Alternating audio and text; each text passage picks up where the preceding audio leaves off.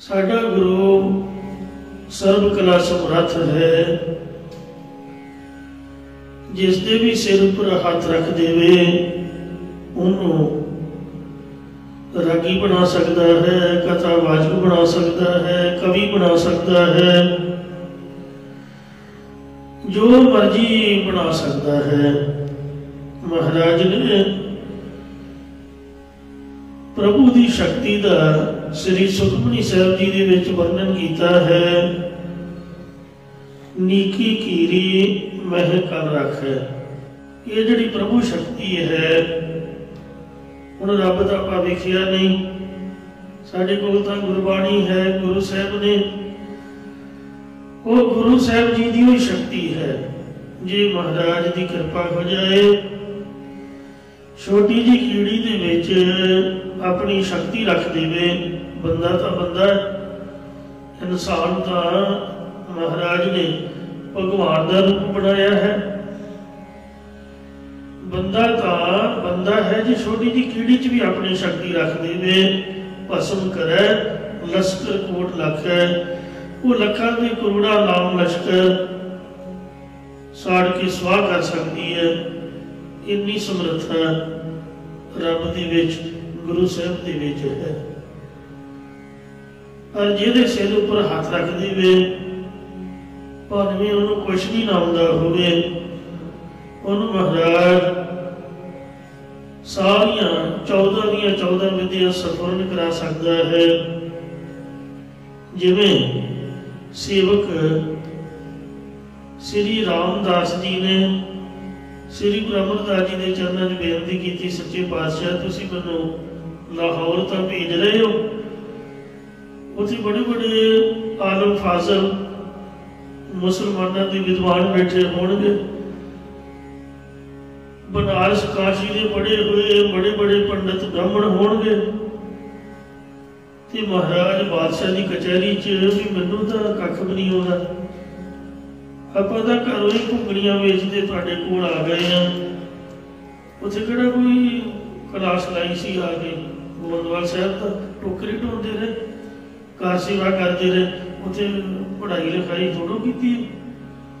साडे वाल हुण सानूं तां माण है भी आपां आह क्लास कीती, ओह क्लास, कोई स्कूल नहीं, कोई कॉलेज नहीं, कोई उत्थे विद्वता नहीं, बस महाराज की कृपा ही वरतदी सी।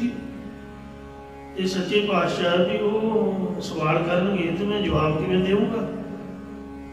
महाराज कहते भी त्यों ही करी, जब सवाल करनगे उत्तर देना होगा तो सज्जे पासे देखी, मैं तेरे सज्जे पासे खड़ा होऊंगा तो मैं तेनों कान च दसूंगा भी आ बोल, उचारण करो सतनाम श्री वाहिगुरू।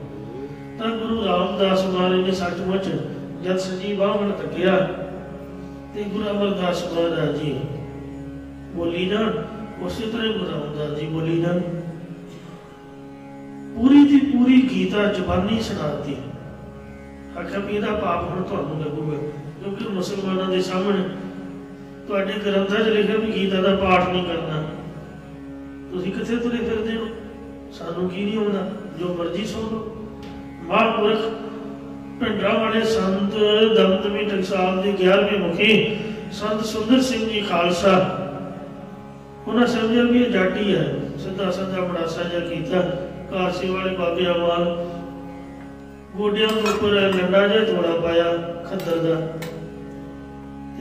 मोढे से परना खद्दर का, भी ये एवं ही है जट साध, इनू की आउंदा।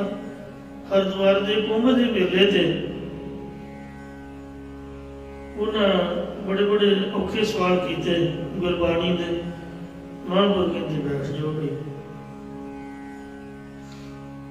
यही वेदा शास्त्रों के बाबत ये गुरबाणी जिहड़ी है इहदी की जरूरत सीगी, या इहदे च ये सिद्धांत है या नहीं। महापुरख कहते बैठ जाओ भाई, उन्होंने बिठा लिया। लगातार 25 दिन एक ओंकार तो ही अगे नहीं जानता, एक ओंकार के 25 दिन वही कथा ही करते रहे, सारे पंडित शशकर उठे। एडी विद्वता पिंडरा वाले संत महापुरख इन्ने प्रसिद्ध सीगे, गुरबाणी की कथा में इन्ने मार सीगे भाई उन्होंने दे अगे कोई सवाल नहीं सी कर सकता। उन्होंने तो बख्शिश महापुरख बाबा गुरबचन सिंह साहब खालसा जी को प्राप्त हुई, जिन्होंने 3.5 मिनटां श्री जपजी साहब जी का कविता बना के ऐन मौके ते उसी वक्त जब परख हुई गोपाल आए महापुरख कह लगे भी तुसीं कथा सुनी है, भोग पिया है, तो चलो जपजी साहब का सिद्धांत सुनाओ, कोई टाइम ज़्यादा नहीं होना, घट तो घट टाइम ते सब तो घट समा महापुरख बाबा गुरबचन सिंह जी ने लिया। वो कविता श्री गुरमुख प्रकाश ग्रंथ में साढ़े को मौजूद है। श्री जपजी साहब का सिद्धांत कविता 3.5 मिनट। सो गुरु गुरु है, जिसने मर्जी कृपा कर सकता है। तुहाडे नज़दीक पंजोखरा साहब सतगुरु हरकृष्ण साहब जी के ऊपर एक जो लालनामे पंडित सीगा उन्हें शंका की थी कि नाम तो एडा वड्डा श्री गुरु हरकृष्ण साहब जी, इन्हें कृष्ण की उचारी गीता का भावें पाठ बनाउंदा होवे, महाराज कहते तू जिन्हों मर्जी लै जा, जो कहेगा असीं बुला देंगे। गूंगे ते बोले सजे चीवर नूं लै आंदा, सतगुरू ने आखते इशनान कीते जल च इशनान करवा के उन्होंने सोहने वस्त्र पवा के फिर अपनी छड़ी उसके सिर ते रखी। मारे कहते बोल पई, गूंगा बोल पिया। बामण के पैर थिड़क गए, पैरों के उठों जमीन खिसक गई, घबरा गया, उसकी जबान वल खान लग गई, पाठ ही ना होया। उन्हें आपे ही पाठ किया, आपे ही अर्थ किए, वो इन्ना घबरा गया, मुड़ के कोई सवाल ही नहीं आया। बड़े बड़े वेदा शास्त्रों का सिद्धांत उन्हें सुनाया। फिर वो गुरु जी के चरनी टह गया, उत्थे गुरुद्वारा श्री पंजोखरा साहब है। सो धन कलगीधर परमेश्वर गुरु गोबिंद सिंह साहब जी जिन्हां वर्गा कोई होर दुनिया ते ना होया ना होना। एक चंदन नामे कवि ने हंकार किया, कह लगा जी तुहाडे कोल एडे एडे वड्डे विद्वान एडे एडे कवि मौजूद ने, ते आ मेरी कविता का अर्थ करा के सुनाओ। मारे कहते कवियों की गल तो तू की करदा, साडे तो घाई है जी टुटी फुटी कविता, तो घाई अर्थ कर देणगे। कहते जी मंगाओ, फिर हुण घाई मंगाओ। तो बाबा धन्ना सिंह जी जिहड़ा गुरु साहब जी के घोड़ियां की सेवा करता हुंदा सी, घाई सीगा, उन्होंने मंगाया। मारे कहते हाँ भाई सुना अपनी कविता। उन्हें दसिया इंदा नवसात किए नवसात किए, नवसात पिए नवसात पे आए, नवसात रचे नवसात बचे, नवसात पे पैदायक पाए, जीत कला नवसातन की नवसातन के मुख अंदर शाये, मानो मेघ के मंडल में कब चंद्र चंद कली वर्षाए। कहते महाराज तेनों को भी अर्थ करके सुनाए।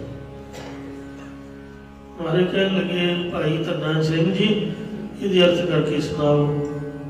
भाई धन्ना सिंह मुस्कुराया, कह लगा महाराज आपके चोज भी निराले ने, सो एहो जी कविता के अर्थ जिद को मर्जी करा लो, आप च समर्थ है, शक्ति आपकी है, जिद मर्जी सिर से हथ रख के करा दो, ये तो कोई औखा नहीं। उस वक्त ही उन्होंने समझ ली थी गुरु साहब ने। उन्हें चंद्र कवि आख्या कि हे चंद्र कवि गुरु जी का दरबार है, इस तरह की कविता सतगुरु जी के दरबार में चंगी नहीं लगती। इत्थे तां रब की सिफत की जाती, कथा के गुरु जी के पावन चरणों में किसी बीबी की उस्तति नहीं होनी चाहिए, रब की उस्तति करी दी है। शरीर तो नाशवंत ने, तो कह लगा भी तू अर्थ कर, गल्ला ना कर। उन्हें अर्थ करके सुनाए। नवसात थी 9 ते 7 16 वर्ष की उम्र की स्त्री ने नवसात किए। 9 ਤੇ 7 16 ਸ਼ਿੰਗਾਰ ਕੀਤੇ। ਨਵਸਾਤ ਪੀਏ 9 ਤੇ 7 16 ਮਹੀਨਿਆਂ ਪਿੱਛੋਂ ਪੀਏ ਉਹਦਾ ਪਤੀ ਜਿਹੜਾ ਸੀ ਉਹ ਪ੍ਰਦੇਸ਼ੋਂ ਘਰ ਵਾਪਸ ਆਇਆ। ਨਵਸਾਤ ਪਿਆਏ ਉਸ ਇਸਤਰੀ ਨੇ 9 ਤੇ 7 16 ਪ੍ਰਕਾਰ ਦੇ ਉਹਨੂੰ ਭੋਜਨ ਬਣਾ ਕੇ ਆਪਦੇ ਹੱਥੀਂ ਪਿਆਏ ਦਾ ਮਤਲਬ ਜੋ ਸਾਧਕ ਸੋ ਪਿਆਇਆ ਜਾਂ ਭੋਜਨ ਖਵਾਏ ਪਿਆਏ ਅਤੇ ਇਹ ਨਵਸਾਤ ਰਚੇ। ਫਿਰ ਰੋਟੀ ਪਾਣੀ ਖਾ ਕੇ 9 ਤੇ 7 16 ਘਰਾਂ ਦੇ ਚੌਪਟ ਦੀ ਬਾਜੀ ਆਪਦੇ ਪਤੀ ਦੇ ਨਾਲ ਖੇਡਣ ਬੈਠ ਗਈ। ਉਹ ਚੌਪੜ ਰਚੀ। ਨਵਸਾਤ ਬਚੇ ਦੋਹਾਂ ਨੇ 16 ਚਾਲਾਂ ਚੱਲੀਆਂ ਤੇ ਨਵਸਾਤ ਪਿਆ ਪੈ ਦਾਇਕ ਪਾਏ 16 ਨਰਦਾਂ ਵਾਲੀ ਬਾਜੀ ਜਿੱਤ ਕੇ ਇਸਤਰੀ ਨੇ 16 ਆਨੇ ਵਾਲੇ ਰੁਪਈਏ ਪ੍ਰਾਪਤ ਕੀਤੇ। ਮਤਲਬ ਬੀਬੀ ਬਾਜੀ ਜਿੱਤ ਗਈ ਤੇ 16 ਰੁਪਈਏ ਉਹਨੇ ਜਿਹੜੇ ਦਾਤ ਹੀ ਲੱਗੇ ਸੀਗੇ ਉਹਨੂੰ ਜਿੱਤ ਲੈਣਾ ਕੀਤਾ। ਜੀਤ ਕਲਾ ਨਵਸਾਤਨ ਕੀ ਜਦ ਪਤੀ ਨੇ ਇਸਤਰੀ ਨੂੰ ਜਿੱਤਿਆ ਨਵਸਾਤਨ ਕੇ ਮੁਖ ਅੰਦਰ ਛਾਏ ਤਦੋਂ 16 ਕਲਾ ਚੰਦਰਵਤ ਮੁਖ ਨੂੰ ਸ਼ਰਮ ਦੇ ਮਾਰੇ ਉਸ ਬੀਬੀ ਨੇ ਬਸਤਰ ਦੇ ਨਾਲ ਛੁਪਾ ਲਿਆ। ਮਾਨੋ ਮੇਘ ਕੇ ਮੰਡਲ में ਉਹਦੀ ਇਹ ਸ਼ੋਭਾ ਹੈ ਮਾਨੋ ਕਿ ਜੋ ਚੰਦਰਮਾ ਬੱਦਲਾਂ ਦੇ ਵਿੱਚ ਟਕਿਆ ਹੋਏ ਕਵ ਚੰਦਨ ਚੰਦ ਕਲੀਵਰ ਛਾਏ। ਕਲੀਵਰ ਨਾਲ ਸੋ ਸਰੀਰ ਦਾ ਹੈ ਮੁਖੜੇ ਦਾ ਹੈ ਚੰਦਰਮਾ ਵਰਗਾ ਮੁਖੜਾ ਉਹਨੇ ਜਿਸ ਤਰ੍ਹਾਂ ਬੱਦਲ ਚੰਦਰਮਾ ਨੂੰ ਢੱਕ ਲੈਂਦਾ ਇਸ ਤਰ੍ਹਾਂ ਬਸਤਰ ਦੇ ਨਾਲ ਛੁਪਾ ਲਿਆ।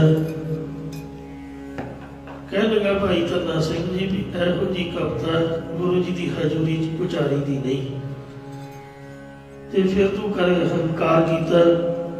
ਸਤਿਗੁਰੂ ਜੀ ਮਹਾਰਾਜ ਮੁਸਕਰਾ ਪਏ ਕਹਿੰਦੇ ਠੀਕ ਹੈ ਬਈ। ਕਹਿੰਦਾ ਜੀ ਹਾਂ ਇਹੀ ਅਰਥ ਨੇ। ਫਿਰ ਭਾਈ ਧੰਨੇ ਨੂੰ ਆਖਿਆ ਭਾਈ ਧੰਨਾ ਸਿੰਘ ਜੀ ਹੁਣ ਤੂੰ ਕੋਈ ਕਵਿਤਾ ਉਚਾਰ। ਇਹ ਚੰਦਨ ਕਵੀ ਅਰਥ ਕਰੂਗਾ। ਕਹਿੰਦਾ ਜੀ 7 ਬਚਨ। ਧੰਨਾ ਸਿੰਘ ਨੇ ਕਵਿਤਾ ਉਚਾਰੀ। ਕਹਿਣ ਲੱਗਾ ਹੇ ਚੰਦਨ ਕਵੀ ਮੈਂ ਕਵਿਤਾ ਦਾ ਬੰਦ ਉਚਾਰਦਾ ਤੇ ਤੂੰ ਅਰਥ ਕਰ। मीन मरे डर के परसे कबू ना मरे पर पावक पाए। मच्छी मरदी है पानी दे परसन दो पर जे ਉਹਦੇ ਤੇ ਅੱਗ ਦੇ ਅੰਗਿਆਰ ਪਾ ਦੋ ਤੇ ਉਹ ਕਦੀ ਵੀ ਨਹੀਂ ਮਰਦੀ। ਹਾਥ ਮਾਰੇ ਮਦ ਕੇ ਪਰਸੇ ਜਿਹੜਾ ਹਾਥੀ ਹੈ ਉਹ ਗੰਡਰ ਸਥਲਾਂ ਦੇ ਵਿੱਚ ਮੁੜਕਾਇਆ ਹੋਵੇ ਆਉਂਦਿਆਂ ਸਾਰੀ ਮਰ ਜਾਂਦਾ। ਕਬੂ ਨਾ ਮਰੇ ਤਨ ਤਾਪ ਕੇ ਆਏ। शरीर दे ताप चढ़न तो कभी भी नहीं मरदा। तीया मरे पत के परसे स्त्री पति दे परसन तो मर जाती है। कबू ना मरे परदेस सदाए। जे पति परदेस गया होवे तो कभी भी नहीं मरती। गूढ़ में बात कही दजराज ये ब्राह्मण जी चंद्र कवि जी में गुझी बात आखी है विचार सके ना बिना चित लाए। तो अर्थ करके सुना बिना चित लाए तो इनू कोई विचार नहीं सकता। कौन मरे रब के परसे कबू ना मरे ससकी शब पाए। कमल दा फुल सूरज दे किरणा स्पर्शन तो घुमरा जाता खत्म हो जाता मर जाता पर कदी भी चंद्रमा के स्पर्श ओदियां किरणा तो नहीं मरदा। गल उल्ट है।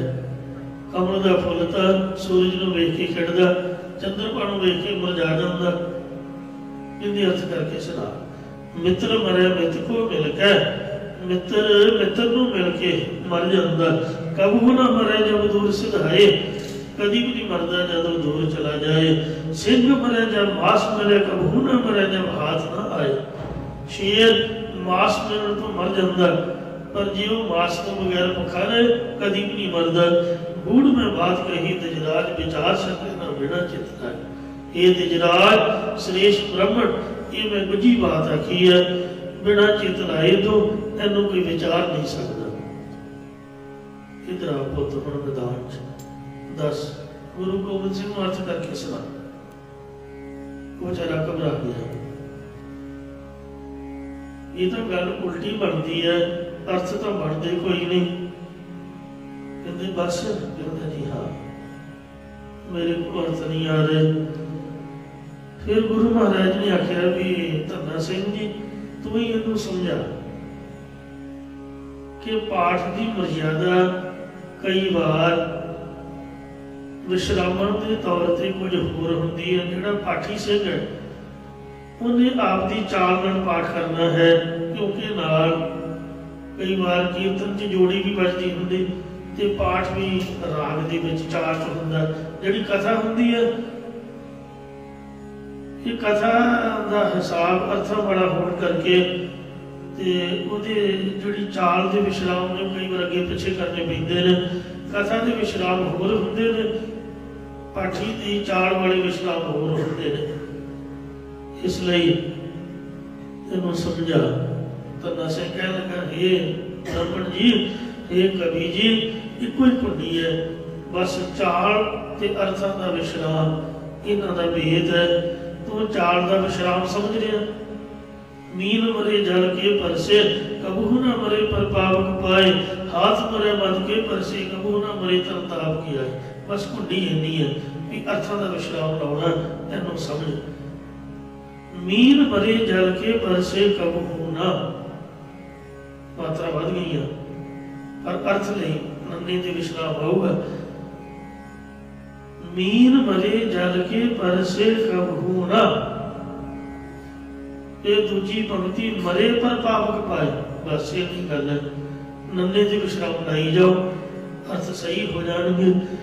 मच्छी कभी भी नहीं मरती पानी के परसन तो, पर जे अग पा दिओ तो अग पाउण तो खत्म हो जाती है।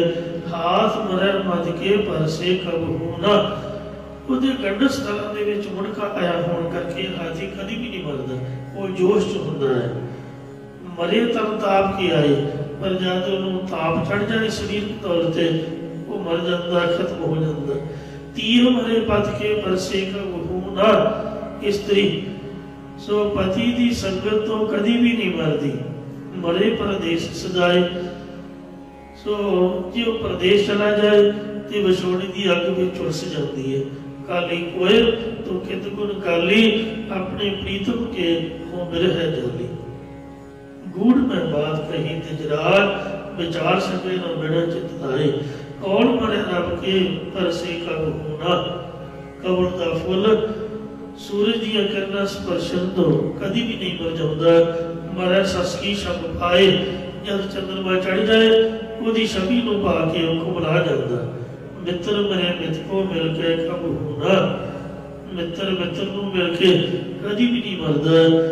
मरै जब दूर सिधाए, जब विछड़ जाता तब आपदा मरना समझदा। सिंह मरे जब मास मिले कबहू ना, जद मास मिले तो जिहड़ा शेर है कभी भी नहीं मरदा। मरे जब हाथ ना आए, उदों मरदा जब मास हाथ ना आए। कूड़ में बात कही तिजरार, विचार सके ना बिना चितराए। सो गुरु साहब जी का अपना फरमान है, अडिल सुने गुंग जो जाहे सो रस न पावई। ये महाराज का बाणी, महाराज का नाम, महाराज का कीर्तन, महाराज की कथा ऐसी है जिहड़ा चित ला के सुन लवे, जिहड़ा मूर्ख होवे उन्होंने चतुरता सियाणप आ जाएगी। सुने मूढ़ चित लाए चतुरता आवई, अडिल सुने गुंग जो याहे सो रस न पावई। जे गुंगा सुन लवे उन्होंने जबान प्राप्त हो जाएगी, बोलने लग जाएगी। सुने मूढ़ चित लाए चतुरता आवई, दुख दर्द भौ निकट न डर के रहे। उस मनुख दे ना दुख ना दर्द ना डर नेड़े रहणगे। हो यो या कि एक बार चौपाई को कहे, जो गुरु साहब की उचारी चौपाई को भावे एक बार भी कह देवे, ऐसी गुरु महाराज साहब सच्चे पातशाह जी की कृपा हो जाएगी। इंज चंद्र कवि का गुरु दरबार में अहंकार टुटिया, गुरु घर में सब कुछ मनन योग है। सतगुरु जी कुछ भी कर सकते हैं। जल में था जल में जल ते थल कर थल ते कुआ कूप ते मेर करावे धरती ते आकाश चढ़ावे चढ़े आकाश गिरावे भिखारी ते राज करावे राजा ते भिखारी खन मूर्ख ते पंडित करवो पंडित ते मूर्खधारी नारी ते जो पुरख करावे पुरखन ते जो नारी कहो कबीर साधु को प्रीतम तिस मूरत बलिहारी। सतगुरु बलिहार जाइए जिहदे चरना चाफा बैठे हैं बलिहारी को अपने दिवहाड़ी सदवार जिन मानस के देवते किए करतन लागी बार। एहो जी जो भाई धन्ने वाली कविता इस तरह की रची 52 कवियां की अनेक प्रकार की रचना जिहदे बड़े बड़े ग्रंथों का वथा सीगा। वो 9 बन पक्का विद्याधर ग्रंथ जब गुरु साहब ने सरसा को पार किया तो सरसा के विच रुड़ गया सीगा। काश वो साडे कोल मौजूद हुंदा ते कितना महान विरसा कितना महान खजाना उहदे तो आपां लाभ प्राप्त करते। सतगुरु रहमत करन। आओ प्यार सत्कार नाल अगे शब्द की विचार को सरवण करो जी। उच्चारण करो सतनाम श्री वाहिगुरु जी। सतनाम श्री वाहिगुरु साहिब जी। सारग महला पंजवा।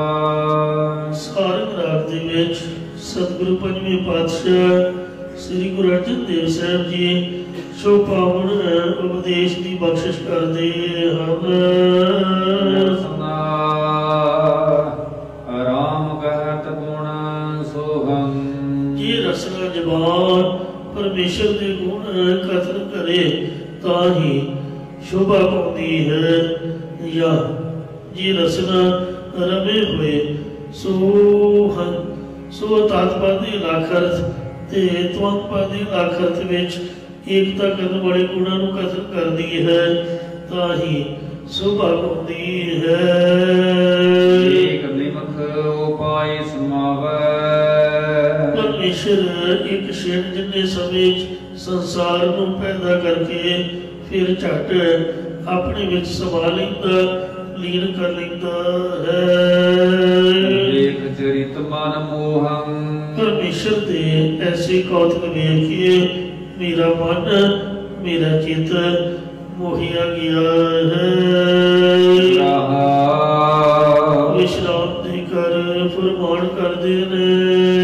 जिस सुनिए मन होए रहस आता। रहस अदक दे सहित उच्चारण सही है। इहदा अर्थ है आनंद। चाल मुताबिक रहस का अर्थ भी आनंद ही है वैसे पर चाल अदक ना बनती है। एक मात्रा घट जाएगी जी अदक नहीं लावांगे। हे परमेश्वर आप जी का जस सुन करके मन विच चित विच अत्यंत रहस आनंद प्राप्त होता है। मान दुख जोहम। अते जो हृदय विच गुणां दा हंकार ते जमन मन दा दुख सी ये भी तो गुरां दे उपदेश द्वारा अंदरों जोहन ताड़ के बाहर कढ़ देता है। या गुरां दी कृपा दृष्टि नाल वेख के जमन मन आदि दे दुख बाहर कढ़ देते हैं। पायो दुख दूर परायो। ये परमेश्वर अकाल पुरख वाहिगुरु जी। मन आई प्रभ तो हम तेरे नाल मेरे मन की प्रीति बनाई है।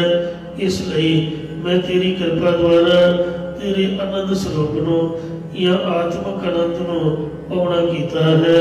ते जमन मन का दुख भी दूर हो गया परे हो गया नठ गया है। गई मन निर्मल हुई है।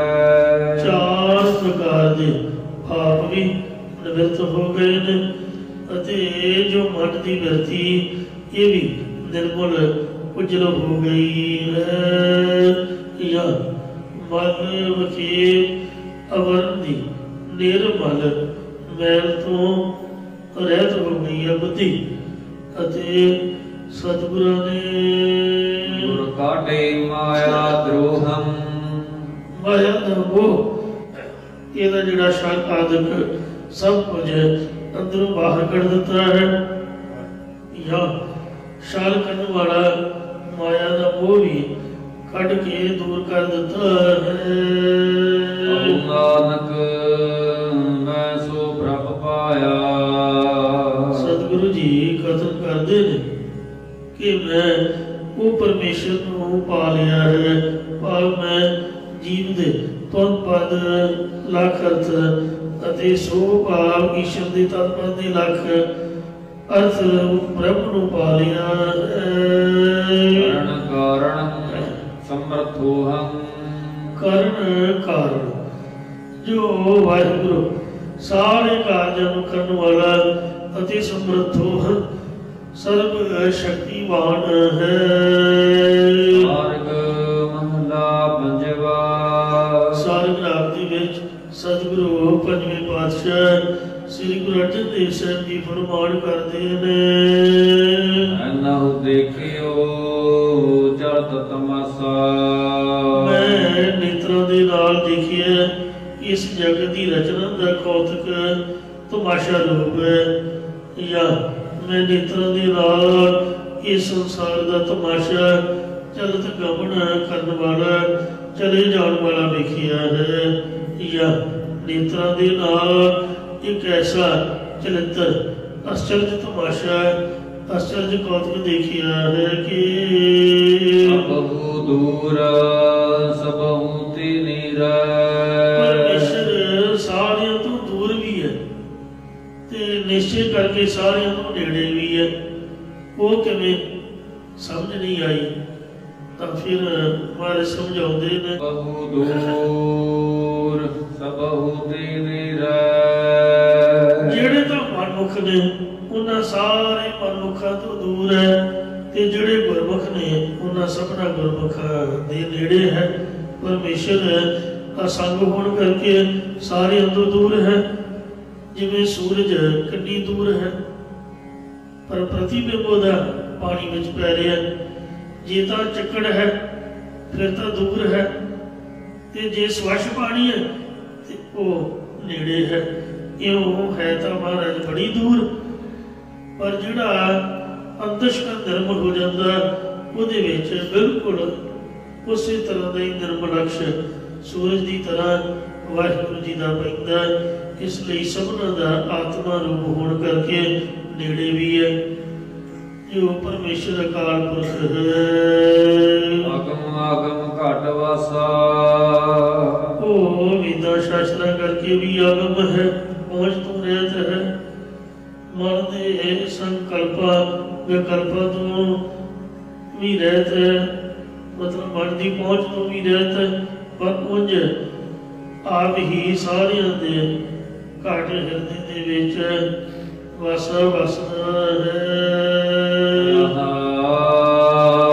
ਵਿਸ਼ਰਾਮ ਦੇ ਕੇ ਫਰਮਾਉਂਦੇ ਨੇ, ਨਾ ਭੂਲ ਨਾ ਭੁੱਲੈ ਲਿਖਿਓ ਨਾ ਚਲਾਵੈ। ਭੁੱਲਣ ਤੋਂ ਰਹਿਤ ਹੋਣ ਕਰਕੇ ਪਰਮੇਸ਼ਰ ਕਦੇ ਵੀ ਭੁੱਲਦਾ ਨਹੀਂ ਹੈ।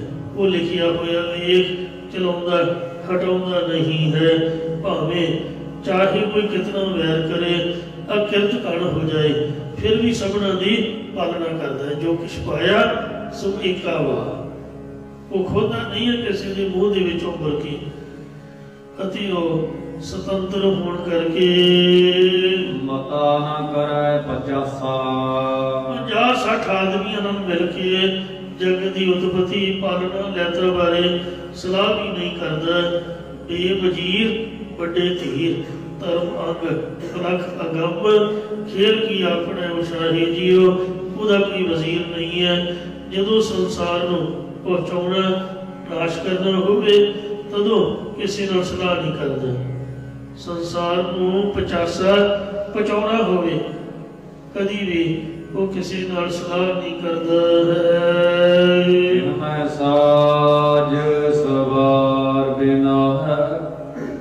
ਪਰਮੇਸ਼ਰ ਇੱਕ ਖਿੰਡ ਦੇ ਵਿੱਚ ਜਗਤ ਨੂੰ ਸਾਜ ਲੈਂਦਾ, ਰਚ ਲੈਂਦਾ, ਪਾਲਣ ਪੋਸ਼ਣ ਰੂਪ ਸਵਾਰਨਾ ਕਰਦਾ ਹੈ ਜਾਂ ਜੀਵਾਂ ਦੇ ਅੰਗ ਪ੍ਰਤੰਗ ਬਣਾ ਕੇ ਸਵਾਰ ਦਿੰਦਾ ਹੈ ਅਤੇ ਆਪ ਰਚੇ ਹੋਏ ਜਗਤ ਨੂੰ ਨਾਸ਼ ਕਰ ਦਿੰਦਾ ਹੈ।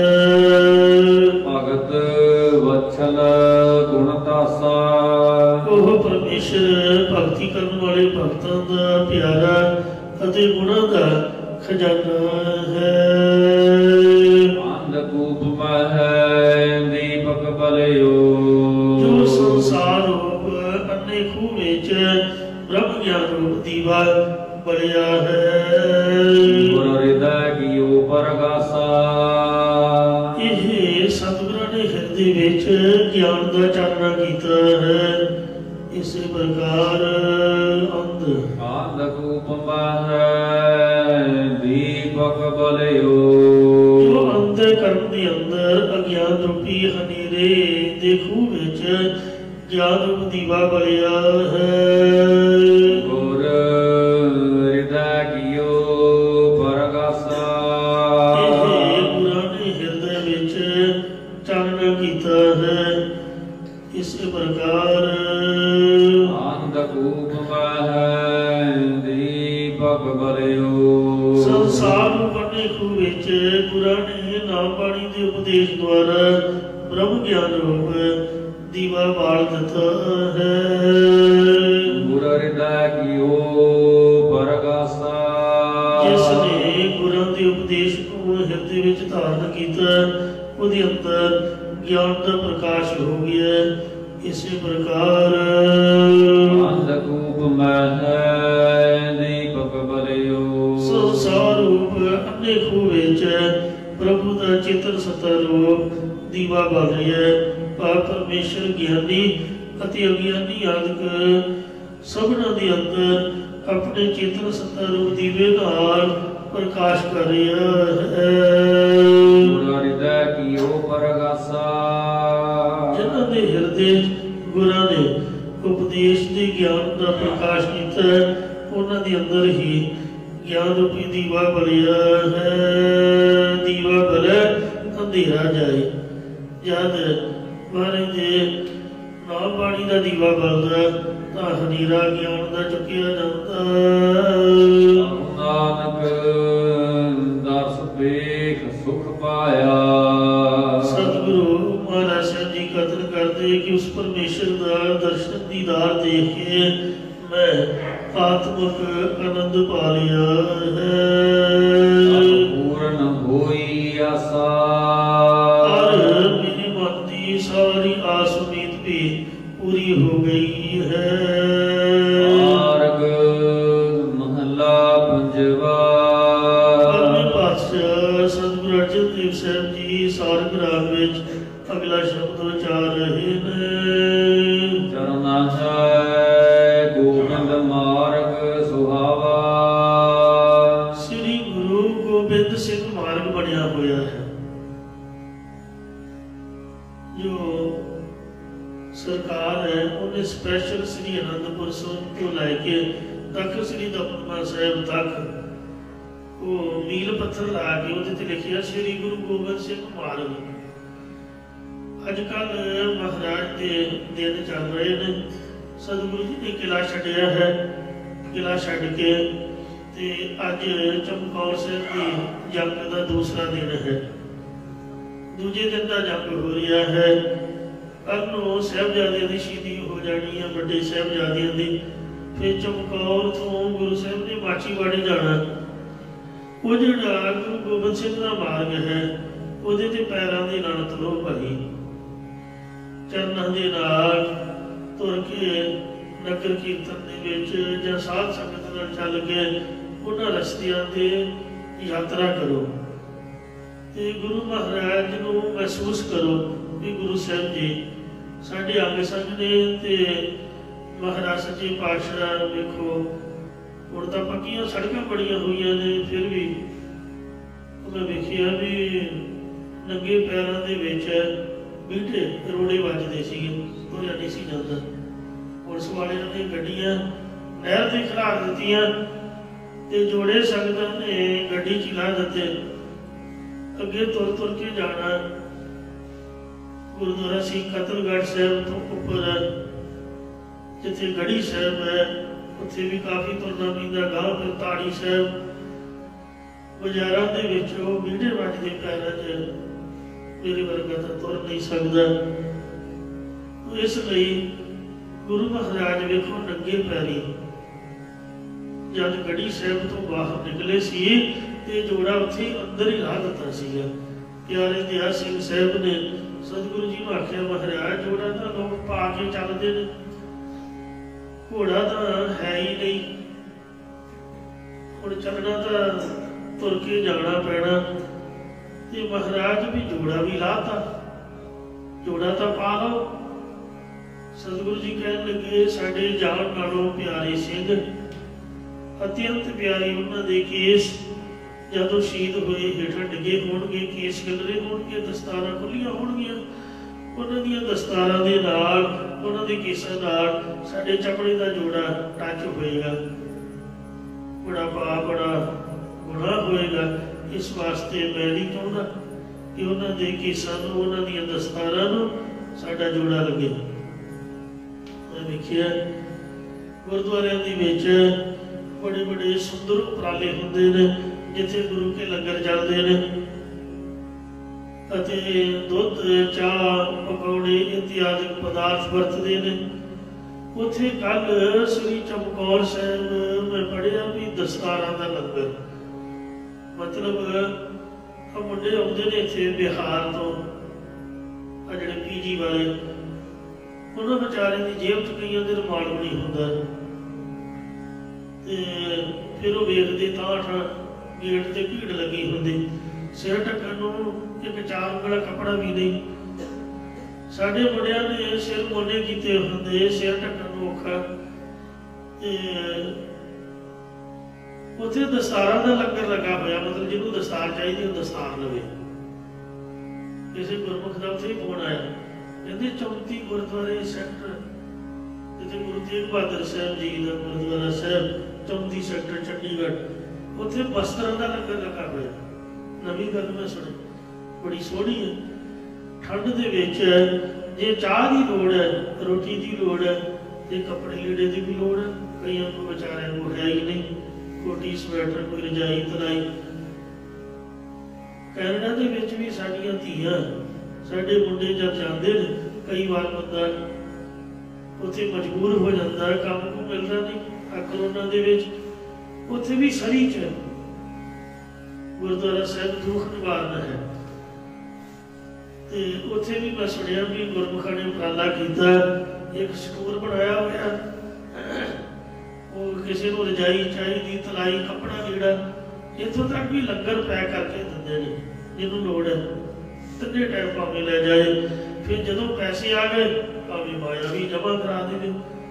ਇਸ ਵਾਸਤੇ ਇਹ ਬਹੁਤ ਸੋਹਣਾ ਉਪਰਾਲਾ ਹੈ। ਵਸਤਰਾਂ ਦਾ ਲੰਗਰ, ਦਸਤਾਰਾਂ ਦਾ ਲੰਗਰ, ਇੰਜ ਇਹ ਸੱਚੇ ਪਾਤਸ਼ਾਹ ਜਿਸ ਰਸਤਿਆਂ ਦੇ ਤੋਂ ਤੁਰਿਆ ਹੈ, ਉਹ ਰਸਤਿਆਂ ਤੋਂ ਅਸੀਂ ਬਲਿਹਾਰ ਜਾਈਏ, ਕੁਰਬਾਨ ਜਾਈਏ। ਕਿੰਨੀਆਂ ਝਾੜੀਆਂ, ਟੋਏ ਟੱਬੇ, ਕੰਡੇ ਕੰਡਿਆਲੇ, ਜੰਡ ਕਰੀਰ ਹੋਣਗੇ, ਤੇ ਰੋੜੇ ਆਦਿਕ ਬੜਾ ਕੁਛ, ਜਾਪਾ ਲੀਰੋ ਲੀਰ। ਸੋ ਉਹਨਾਂ ਰਸਤਿਆਂ ਤੋਂ, ਉਹਨਾਂ ਦੇ ਚਰਨਾਂ ਦੀ ਤੋੜ ਆਪਾਂ ਮੱਥੇ ਤੇ ਲਾਈਏ, ਜਿਹਦੇ ਨਾਲ ਸਾਡਾ ਸਰੀਰ ਪਵਿੱਤਰ ਹੋਵੇ। ਚਰਨੇ ਗੋਬਿੰਦ ਮਾਰਗ ਸੁਹਾਵਾ, ਸਾਡੇ ਜਿਹੜੇ ਚਰਨ ਪੈਰ ਨੇ ਗੁਰੂ ਗੋਬਿੰਦ ਸਿੰਘ ਦੇ ਰਸਤੇ ਦੇ ਤੁਰਨ ਤੋਂ ਸੋਭਨੀਕ ਹੋਣਗੇ। ਚਰਨ ਚੱਲੋ ਮਾਰਗ ਗੋਬਿੰਦ, ਵਟੈ ਪਾਪ ਜਪੀਐ ਹਰ ਬਿੰਦ। ਜੇ ਗੁਰੂ ਗੋਬਿੰਦ ਸਿੰਘ ਦੇ ਰਸਤੇ ਦੇ ਚਰਨ ਚੱਲਣਗੇ ਤਾਂ ਉਹ ਸਫਲ ਹੋਣਗੇ। ਚਰਨ ਸਰਬ ਗੁਰ ਏਕ ਪਿੰਡਾ ਜਾਏ ਚੱਲ, ਸਤਿਗੁਰ ਕੋਟ ਪਿੰਡਾ ਆਗੇ ਹੋਈ ਲੇਖ ਹੈ। ਭਾਵਨੀ ਭਗਤ ਪਾਏ ਕੌਡੀ ਅਗਰ ਭਾਗ ਰੱਖੈ, ਤਾਂ ਹੀ ਗੁਰ ਸਰਬ ਨਿਧਾਨ ਦਾਨ ਦੇਤ ਹੈ। ਇਸੇ ਪ੍ਰਕਾਰ ਗੋਬਿੰਦ ਮਾਰਗ ਸੁਹਾਵਾ। ਪੈਰਾਂ ਦੇ ਨਾਲ ਗੁਰੂ ਗੋਬਿੰਦ ਸਿੰਘ ਨੂੰ ਸਿਰ ਤੇ ਚੁੱਕ ਕੇ ਰਸਤੇ ਚੱਲਣਾ ਕਿੰਨਾ ਸੋਹਣਾ ਲੱਗਦਾ ਹੋਏਗਾ। ਗਣੀ ਖਾਂ ਤੇ ਨਵੀ ਖਾਂ, ਮਾਛੀਵਾੜੇ ਦੇ ਮੁਸਲਮਾਨ ਗੁਰਮੁਖ ਪਿਆਰੇ, ਗੁਲਾਬੇ ਤੇ ਪੰਜਾਬੇ ਦੇ ਚਬਾਰੇ ਚੋਂ ਸਤਿਗੁਰੂ ਜੀ ਨੂੰ ਵਿਦਾ ਕਰ ਦਿੱਤਾ। वो बेचारे घबरा गए, मसंद सी सेवा करनी किहड़ी सौखी है।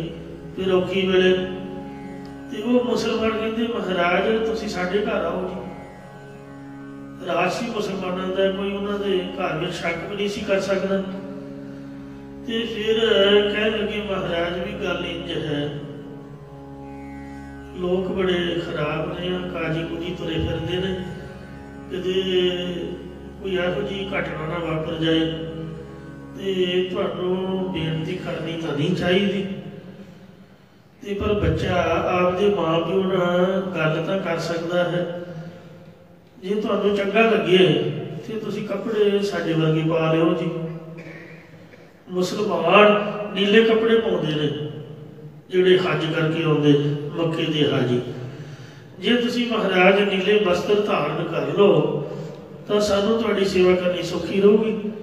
महाराज कहंदे ले कपड़िਆਂ 'ਚ ਕੀ ਪਿਆ, रंगां 'ਚ फिर की है, नीले वस्त्र पा लांगे आपां नूं की है, सिर्फ केस नहीं कटाई दे।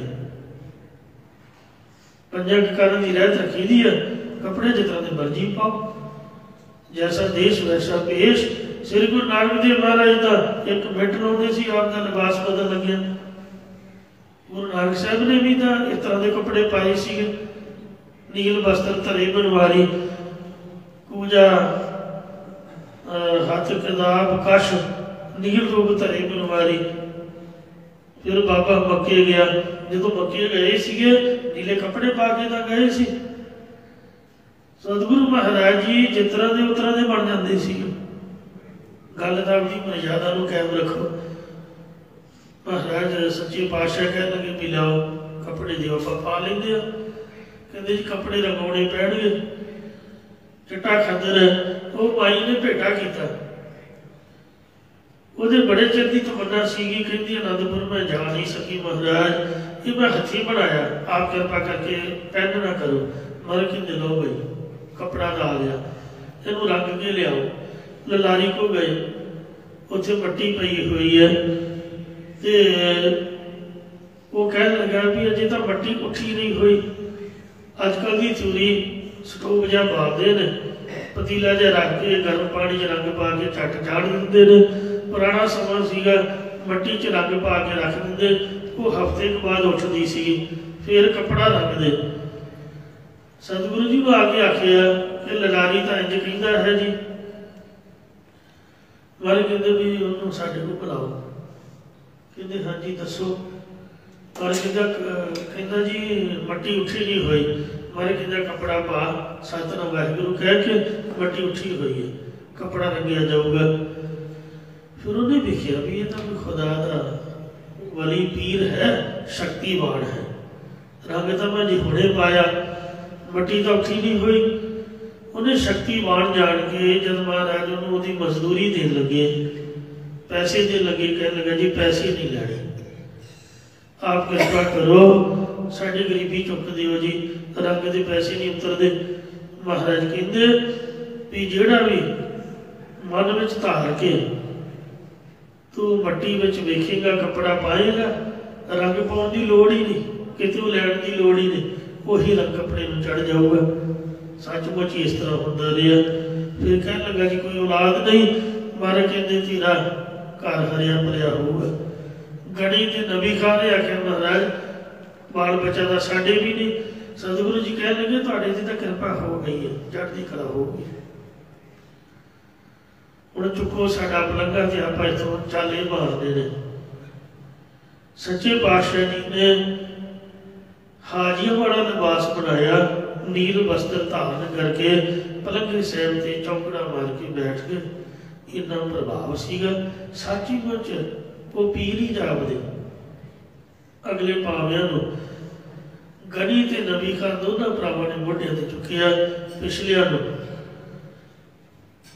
साध संगत जी प्यारे धर्म सिंह ते भाई मान सिंह ने चुकिया। प्यारे दयाल सिंह साहब जी ने मोरा के खंभा वाला चौल साहब गुरु साहब की सीस से चढ़ाना शुरू कर दिता। इंज सतनाम वाहिगुरू का मूँह में जाप जपदिया हुए रब रब करदिया तुरे गए। जिथे गुरुद्वारा कृपान भेट साहब है, उत्थे निहंग सिंह की सेवा है, उत्थे उन्होंने घेर लिया, नाका लगा होया सीगा। कहते जे मुसलमान हो तो आ पुट्ठा मांस खाओ। कहते पीर जी तो रोजियां ते ने। महाराज ने पूछा भी हुण की आखिए? कहते तुसीं कह दो रोजियां ते एक जौ खाते। कहते पीर तो रोजियां ते तुसीं खाओ। प्यारे जियासो कह लगा महाराज भी हुण असीं की करिए, तुसीं तो निकल गए, सानू भी कोई तरीका दसो। महाराज कहते कृपान पवाई है ना तुहानू, 10 पातशाहियां दे नाम लैके वाहिगुरू कह के कृपान फेर दो। एको ही थाल है, कहते साडे नाल जूठा खाओ, मांस पुट्ठा है। जब कृपान फेरी तो जिहड़ा ਸਿੰਘਾਂ वाला पासा सीगा उत्थे कड़ाह प्रसाद बन गया, दूजे पासे वो मांस खाते रहे। फिर महाराज कहते भी साडे लिए भी लैके आए। वो सचमुच जब अगे वेखिया तो कड़ाह प्रसाद सीगा। इंज सतगुरु महाराज ने कृपा की। गढ़ी ते नबी खान ने आपदे मोढियां ते चुक के, जुत्ती थोड़ी पाई होगी, जब गुरु जी की पालकी चुकी दी है, महाराज की सवारी उदों तो जुत्ती तो बगैर ही चली रहा है। वो सिंह नंगे पैरी होणगे जब महाराज ने मोढियां ते चुकिया होगा। वेखो नंगे चरनी, किथे माछीवाड़ा ते किथे आलमगीर। नगाइया सिंह ने फिर घोड़ा पेटा किया। महाराज कहते हुण तां आपां घोड़े ते चढ़ांगे, तुसीं जाओ मेरे वीर। हुक्मनामा लिख के दिता कि ये गनी ते नबी खां दोने भरा मेरे फरजंद हैं, ये मेरे पुत्र ने, ये मेरे सिख है, ये मेरे काम आए ने। जिहड़ा मेरा सिख होगा वो इन्हां दी पूजा करूगा, इन्हां दी सेवा, इन्हां मेरी सेवा की है, संगत इन्हां दी सेवा करे, वो मेरी सेवा होगी। गुरुद्वारे दे विच किसी पीर दी समाध जां बाजार असीं प्रवान नहीं करते, पर एक बुढ़ड़ शाह ते मत्था टेकण जाईदा, एक गढ़ी ते नबी खां। मैं कल वेखिया भी संगतां पैरी हथ ला के कबरां बणियां होईयां, गढ़ी ते नबी खां दीयां समाधियां विचे गुरुद्वारा है। हुण की करिए? उन्हें सेवा की है, विचे सब कुछ है, मत्था तो टेकना पऊगा, जाना तो पऊगा ही, क्योंकि महाराज ने हुक्म किया है। तो इस वास्ते जिहड़ियां शहीदां सिंघां दीयां जब मैं इत्थे आया तो चाचा सीगा डगरती, उन्हें कहता उरा, मैं कहा दसो। उन्हें कपड़ा चुकिया, उहदे थल्ले मैं कहा कि कहता तू वेख। मैं कहा की मतलब है तुहाडा? कहते वेखो। मैं कहा की समाधा ही ने, होर की है? उसका मतलब ये टकसाली सिंह है। लोग बोलने लगे सोचते नहीं। मैं कहा भी कोई आम बंदे की बड़ी थोड़ो आ, जिन्ना सिंघां ने गुरु ग्रंथ साहिब के सत्कार हित पंथ ते कौम के निशान को उच्चा चुकण वास्ते थले नहीं डिगण दिता, डिगियां पग्गां सिर ते रखण वास्ते आपदा सीस कुर्बान किया। उन्हां दा अंगीठा हुंदा, उन्हां दीयां समाधां हुंदियां ने, कोई मड़ी जां कबर नहीं हुंदी, ये कोई मनमत नहीं है। उत्ते टेबल रखिया महाराज दा प्रकाश है।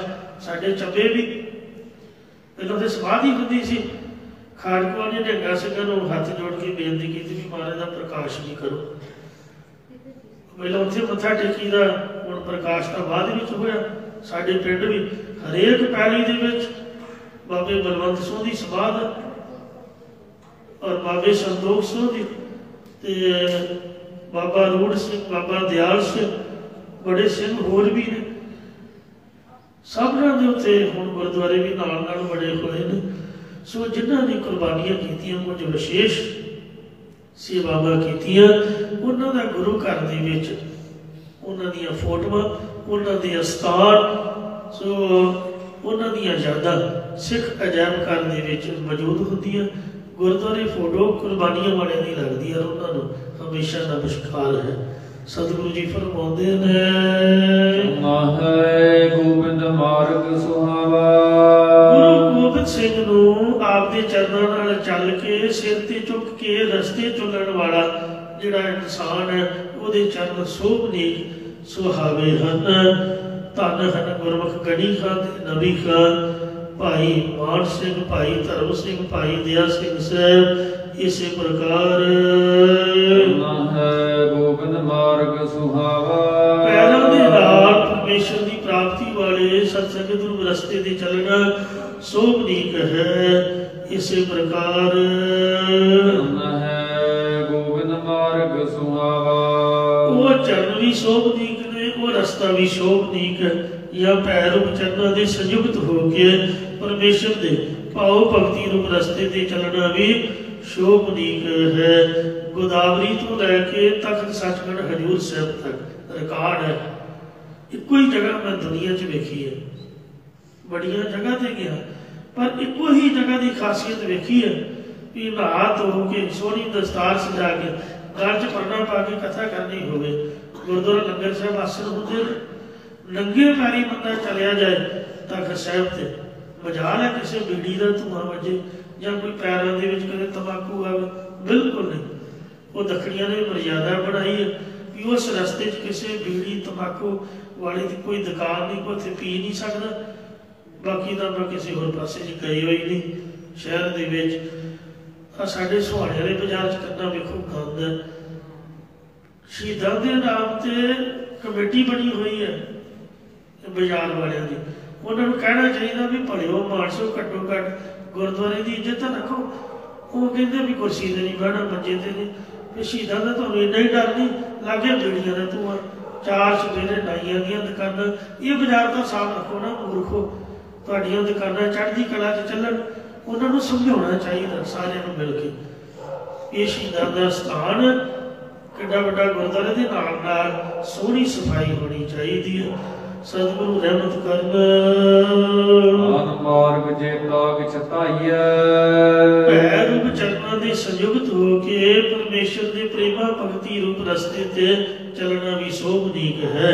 प्रभु प्राप्ति वाले राह को छड्ड के होर ना भेखा देवी देवतियों की उपासना रूप रस्तियां दे जितना भी कुछ यत्न करके दौड़ना है। तो ही दुख हवा, तितना ही प्रतख जमन मन रूपी दुख ते पदार्थों की अप्राप्ति का हौका झोरा लगता है। विश्राम दे के फरमाते ने, नेत्र पुनीत भाए दस पेखे, सतगुरां दे दर्शन दीदार वेख के मन बदरूप नेत्र पवित्र हो गए ने।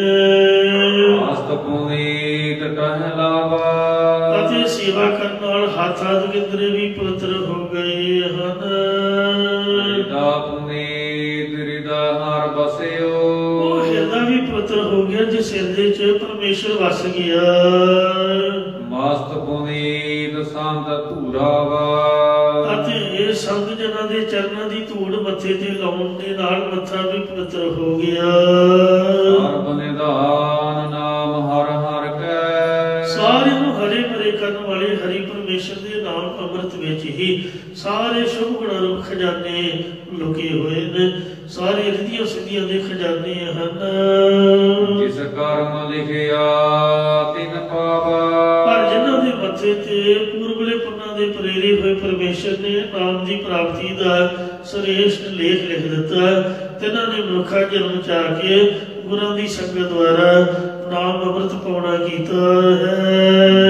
ਨਾਨਕ ਕਾ ਗੁਰ ਪੂਰਾ ਭੇਟਿਓ, ਸਤਿਗੁਰੂ ਜੀ ਕਥਨ ਕਰਦੇ ਕਿ ਮੈਨੂੰ ਦਾਸ ਨੂੰ ਪੂਰਾ ਗੁਰੂ ਮਿਲਿਆ ਹੈ। ਸਾਜੀ ਆਨੰਦ ਬਿਹਾਵਾ, ਇਸ ਲਈ ਅਚੁੱਤ ਸੁਖ ਕਰਕੇ ਆਨੰਦ ਸਰੂਪ ਦੇ ਵਿੱਚ ਹੀ ਸਮਾਂ ਬਤੀਤ ਹੁੰਦਾ ਹੈ। ਇੱਥੇ ਸਮਾਪਤੀ ਹੈ ਜੀ। ਉਹ ਖਿਮਾ ਕਰੋ, ਅੱਗੇ ਤੋਂ ਮਤ ਬਖਸ਼ੋ। ਬਨਿਧਾਨ ਨਾਮ ਹਰ ਹਰ ਕੈ, ਜਿਸ ਕਰਮ ਲਿਖਿਆ ਪਾਵਾ। ਜਨ ਨਾਨਕ ਕਾ ਗੁਰ ਪੂਰਾ ਭੇਟਿਓ, ਸੁਖ ਸਹਿਜੀ ਆਨੰਦ ਬਿਹਾਵਾ। ਵਾਹਿਗੁਰੂ ਜੀ ਕਾ ਖਾਲਸਾ, ਵਾਹਿਗੁਰੂ